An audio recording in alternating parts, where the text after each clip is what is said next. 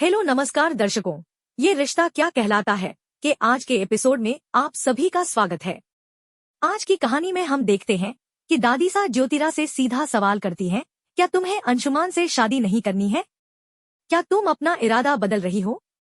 जो भी है साफ साफ बता दो। दादीसा की बात सुनकर माहौल में सन्नाटा छा जाता है। अंशुमान भी चौंक जाता है और कहता है कि उसे अभीरा से बात करनी है। वह अभीरा से कहता है कि अगर वो इस रिश्ते से खुश नहीं है या उसे किसी तरह का दबाव महसूस हो रहा है तो वो साफ बोल सकती है, क्योंकि उसे जबरदस्ती कुछ भी नहीं चाहिए। अभीरा चुप रहती है, लेकिन दूर खड़ा अरमान उसकी खामोशी को अच्छी तरह समझ रहा होता है। काफी देर की चुप्पी के बाद सबका मन रखने के लिए अभीरा हाँ बोल देती है। दादीसा खुश होकर ऐलान करती है कि ठीक 10 दिन बाद क्रिश और तान्या की शादी के साथ ही अभीरा और अंशुमान की भी शादी होगी। सब लोग खुश हो जाते हैं, लेकिन मनोज और मनीषा का चेहरा खिला नहीं होता, क्योंकि वे जानते हैं कि अभीरा की असली खुशी अरमान के साथ है। इसके बाद हम देखते हैं कि अभीरा और अंशुमान अपनी सगाई की तस्वीरें खिंचवा रहे होते हैं, लेकिन अभीरा की मुस्कान फीकी होती है और उसका ध्यान कहीं और होता है। वहीं दूसरी तरफ अरमान पूरी तरह टूट चुका होता है और अकेले में बैठकर खुद को समझाने की कोशिश करता है कि उसे बुरा नहीं लगना चाहिए, बल्कि अभीरा की खुशी में उसे खुशी होनी चाहिए।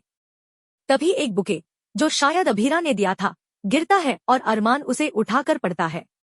वह भावुक हो जाता है और खुद से कहता है कि वह डिजर्व नहीं करता कि अभीरा उसकी जिंदगी में रहे।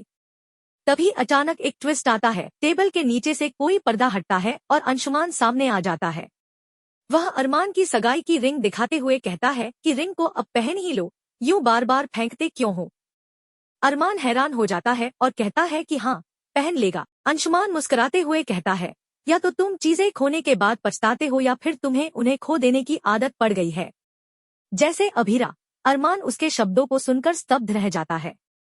तभी यहाँ अरमान गुस्से में बोलता है, नन ऑफ योर बिजनेस। यह सुनकर अंशुमन भी तीखे लहजे में जवाब देता है, मैं यही चाहता हूँ कि तुम आगे से किसी भी फंक्शन में नजर मत आना, क्योंकि तुम्हारी मौजूदगी से अभीरा का मन भटकता है और वो बहुत दुखी हो जाती है। अरमान ताना मारते हुए कहता है, तो फिर तुम्हारे प्यार में कहीं ना कहीं कमी रह गई है, अगर मेरे होने से इतना फर्क पड़ रहा है। अंशुमन भी चुप नहीं रहता और पलट कर कहता है, ऐसा बिल्कुल नहीं है, लेकिन जहाँ तुम रहोगे वहाँ हमेशा कुछ न कुछ कमी रह ही जाएगी।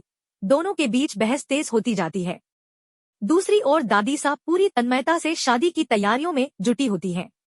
वहीं अभीरा अंदर से बहुत परेशान रहती है। उसे सब कुछ बहुत जल्दी जल्दी होता हुआ लग रहा होता है। दादीसा मनीष जी को कॉल करती है, जो जापान में रहते हैं, लेकिन कॉल कट जाता है। वह कहती है कि वीजा की वजह से वे इतनी जल्दी नहीं आ सकते। तभी विद्या कहती है, जो होता है अच्छे के लिए होता है, शायद यह शादी नहीं होनी चाहिए। यह बात सुनकर अभीरा और भी ज्यादा डिस्टर्ब हो जाती है। कावेरी स्थिति को संभालते हुए कहती है, तो क्या हुआ अगर वो लोग नहीं आ सके?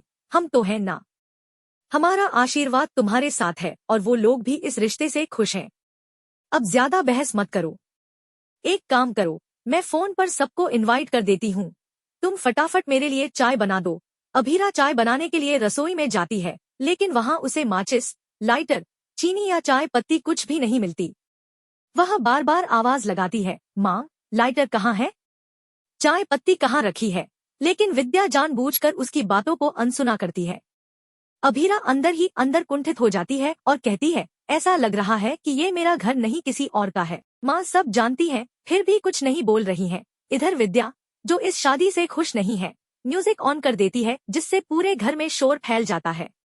कावेरी और दादीसा को जोर जोर से बोलना पड़ता है और अभीरा भी अपनी बात कह नहीं पाती। थोड़ी देर बाद अभीरा अपने बिजनेस से जुड़ी समस्या को लेकर चिंता जताती है। ये माल तो कस्टमर्स तक 4 दिन पहले पहुंच जाना चाहिए था, अब तक क्यों नहीं पहुंचा? वो विद्या से पूछती है, माँ, आप कुछ बोल क्यों नहीं रही हैं? ऐसे बिजनेस कैसे चलेगा? लेकिन विद्या फिर भी चुप रहती है। गुस्से में अभीरा कहती है, आप ऐसे इग्नोर नहीं कर सकती, आपको जवाब देना ही पड़ेगा। तभी कावेरी बीच में हस्तक्षेप करती है और कहती है, लड़की, पहले खुद को ठंडा रखो।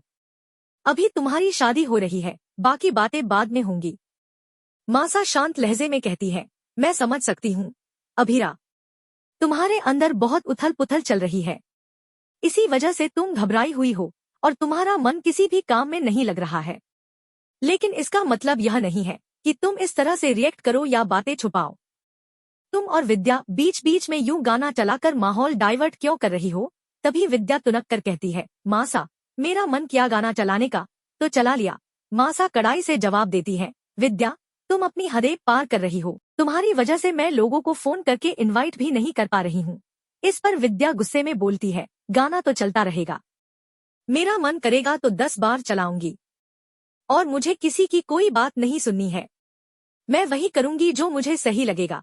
तभी कावेरी बीच में बोल पड़ती है, विद्या, बस करो अब, तुम हद से बाहर जा रही हो। मासा भी तमतमा कर कहती है, तुम बच्चों की तरह जिद कर रही हो। मन कर रहा है तुम्हें एक थप्पड़ लगा दूं। यह सुनकर विद्या चौंक जाती है और कहती है, मासा, आप ये क्या बोल रही हैं? उसी वक्त माहौल में एक पल का सन्नाटा छा जाता है। जब दरवाजे पर अंशुमन की एंट्री होती है, वह हंसते हुए बोलता है, हाय लेडीज, मुझे लगा गुड मॉर्निंग का पहला मैसेज तो यही होना चाहिए, इसलिए खुद आ गया। वैसे दूसरी कैप से तो डर लग रहा था, कुड़ियों ने जो माहौल बना रखा है। फिर वह हंसी में पंजाबी में कुछ बोल जाता है और तुरंत संभलते हुए कहता है, सॉरी सॉरी, फ्लो में निकल गया। असल में मैं पास से गुजर रहा था तो सोचा क्यों न आप लोगों को एक प्यारी सी गुड मॉर्निंग दे दूं। फिर वह विद्या की तरफ देखकर कहता है, विद्या जी, आप कैसी हैं? देखिए, मुझे और अभीरा को आपके आशीर्वाद की जरूरत है।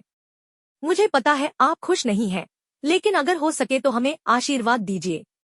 विद्या बिना कोई भाव बदले कहती है, सॉरी अंशुमन जी, आप एक नेक इंसान हैं, लेकिन मैं आपको आशीर्वाद नहीं दे सकती, और वहां से चली जाती है। यह बात सुनकर अभीरा का मन टूट जाता है। वह विद्या के पीछे जाती है सवाल करने, लेकिन कावेरी उसे रोकते हुए कहती है, बेटा, छोड़ो ये सब बातें, तुम यहाँ आकर बैठो। तभी विद्या मुड़कर कहती है, मैंने जो कहा वह गलत नहीं है। तुम और अरमान एक दूसरे के लिए बने हो। सिर्फ अंशुमन से रिश्ता जोड़ने का मतलब ये नहीं होता कि तुमने अरमान को पीछे छोड़ दिया है। दिल की आवाज सुना करो बेटी। उधर अंशुमन मासा से भावुक होकर कहता है, मासा, मैं अभीरा को इस दुनिया की सारी खुशियां देना चाहता हूँ। मैं बस चाहता हूँ कि जिस तरह मैं उससे प्यार करता हूँ, एक दिन वो भी मुझसे उतना ही प्यार करे। मैं उसी लम्हे का इंतजार कर रहा हूँ। मासा उसकी पीठ थपथपाते हुए कहती है, करेगी बेटा, मुझे पूरा भरोसा है।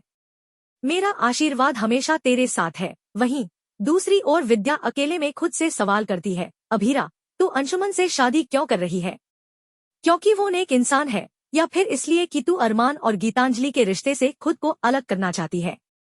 मासा शांत लहजे में कहती है, मैं समझ सकती हूँ अभीरा, तुम्हारे अंदर बहुत उथल पुथल चल रही है, इसलिए तुम घबराई हुई हो और तुम्हारा मन किसी भी काम में नहीं लग रहा है। लेकिन इसका मतलब यह नहीं कि तुम इस तरह से रिएक्ट करो या बातें छुपाओ। तुम और विद्या बीच बीच में यूं गाने चलाकर माहौल डाइवर्ट क्यों कर रही हो? यह सुनकर विद्या तुनक कर बोलती है, मासा, मेरा मन किया गाना चलाने का, तो चला लिया। मासा उसकी बात पर सख्ती से जवाब देती है, विद्या, तुम अपनी हदें पार कर रही हो। तुम्हारी वजह से मैं लोगों को फोन करके इनवाइट भी नहीं कर पा रही हूँ। इस पर विद्या गुस्से में कहती है, गाना तो चलता रहेगा। मेरा मन करेगा तो 10 बार चलाऊंगी और मुझे किसी की कोई बात नहीं सुननी है। मैं वही करूंगी जो मुझे सही लगेगा। तभी कावेरी बीच में बोलती है, विद्या, बस करो अब, तुम हद से बाहर जा रही हो। मासा भी तमतमा कर कहती है, तुम बच्चों की तरह जिद कर रही हो। मन कर रहा है तुम्हें एक थप्पड़ लगा दूं। यह सुनकर विद्या चौंक जाती है और कहती है, मासा, आप ये क्या बोल रही हैं? तभी माहौल में एक पल का सन्नाटा छा जाता है और दरवाजे पर अंशुमन की एंट्री होती है। वह मुस्कुराते हुए कहता है, हाय लेडीज, मुझे लगा गुड मॉर्निंग का पहला मैसेज यही होना चाहिए, इसलिए खुद आ गया। वैसे माहौल देखकर लग रहा है जैसे कोई जंग छिड़ी हो। वह पंजाबी में कुछ बोलता है, फिर तुरंत संभल कर कहता है, सॉरी, फ्लो में निकल गया। पास से गुजर रहा था तो सोचा एक प्यारी सी गुड मॉर्निंग दे दूं। फिर वह विद्या की ओर देखता है और कहता है, विद्या जी, आप कैसी हैं? देखिए, मुझे और अभीरा को आपके आशीर्वाद की जरूरत है। पता है आप खुश नहीं हैं, लेकिन अगर हो सके तो हमें आशीर्वाद दीजिए। विद्या बिना किसी भाव के कहती है, सॉरी अंशुमन जी, आप एक नेक इंसान हैं, लेकिन मैं आपको आशीर्वाद नहीं दे सकती, और वहां से चली जाती है। यह सुनकर अभीरा का मन टूट जाता है और वह उसके पीछे जाना चाहती है, लेकिन कावेरी उसे रोकते हुए कहती है, बेटा, छोड़ो ये सब बातें, तुम आकर बैठो। तभी विद्या पीछे मुड़कर कहती है, मैंने जो कहा वह गलत नहीं है। तुम और अरमान एक दूसरे के लिए बने हो। सिर्फ अंशुमन से रिश्ता जोड़ लेने का मतलब यह नहीं कि तुमने अरमान को अपने दिल से अलग कर दिया है।